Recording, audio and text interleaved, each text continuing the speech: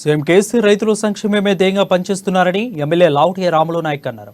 ఖమ్మం జిల్లా వైర మండలం ఖానాపూర్ గ్రామంలో దశాబ్ది ఉత్సవాలు నిర్వహించారు.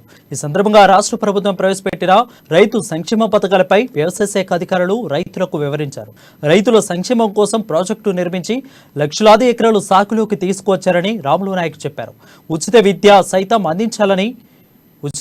సైతం అందించాలని పేర్కొన్నారు.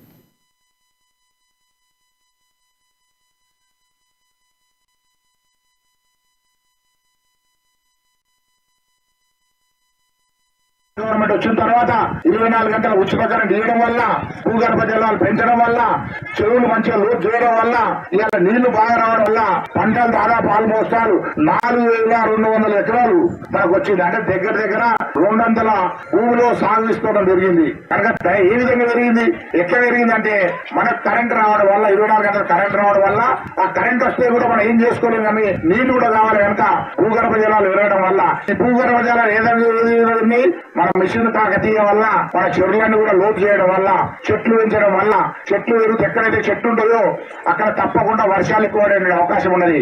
కనుక ఆ చెట్లు పెంచడం వల్ల వర్షాలు మన బాగా పడతా ఉన్నాయి. చెరువులు లోతులు చేయడం వల్ల భూగర్భ జలాలు పెరుగుతా ఉన్నాయి. తర్వాత కాలువల ద్వారా నీళ్లు తీసుకురావడం వల్ల నీళ్లు పెరుగుతా ఉన్నాయి.